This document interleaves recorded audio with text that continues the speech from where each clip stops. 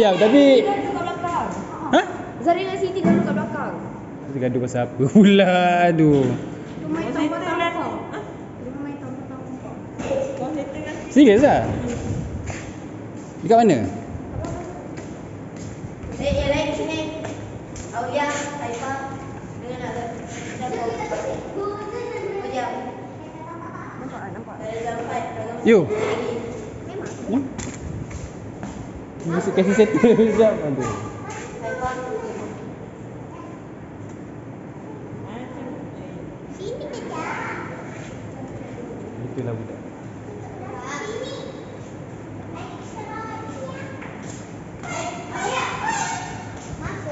Yang lain tunggu sini kejap. Masuk. Hello.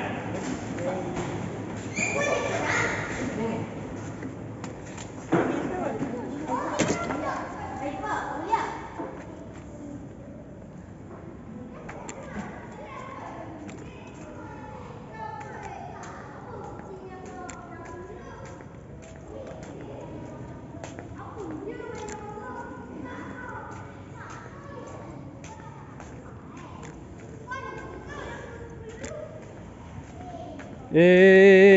Kenapa korang? Aduh.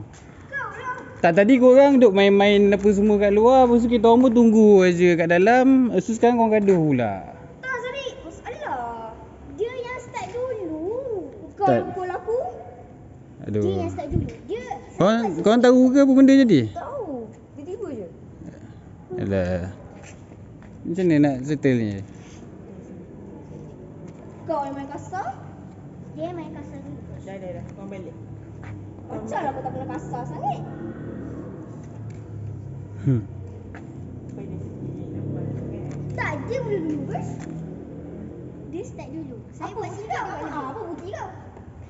Ih, tak tahu dia cakap apa bukti kau. Yang aku mula dulu. Tak, macam ni lah. I rasa you cuba tenangkan Siti. Zarid, jom coach. Dengan coach nak borak. Tak apa. Tak, cuba bertenang. Apa? Kenapa? Tak coach, dia start dulu coach.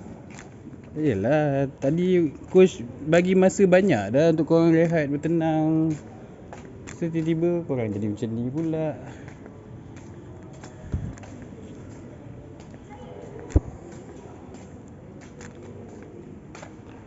Zarid boleh bertenang tak? Okey. Zarid pergi masuk. Suruh diorang get ready. Suruh diorang get ready lah.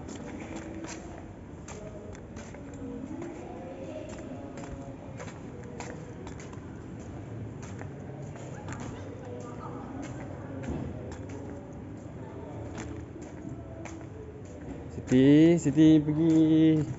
Ni ada coach belajar juga. Cuba pergi tandas sekejap. Pergi basuh muka. Boleh tak? Ada buat air tak? Siti. Minum air dulu.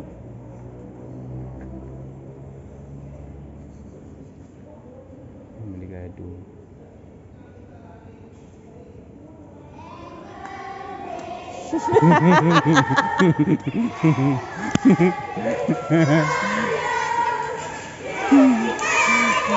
Ada dah pakai tudung ni.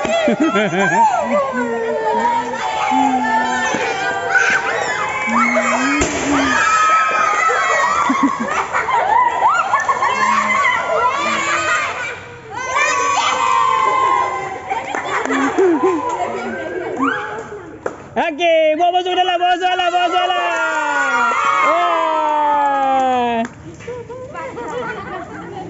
Muka saya. Wah. Benda ni rosak. Adika. Hai, lama tak nampak. Saya terlupa. Saya baru balik kedai. Oh, Minggu tak datang kan? dulu tu. Lupa dah. Tak apa, ni kebetulan diorang buat surprise pula. Okey, Adika. Tak apa, join je. Adika. Masuk saya. Jom masuk dalam lah, gelap lah. Coach, saya masuk dulu. Terima kasih, Iris.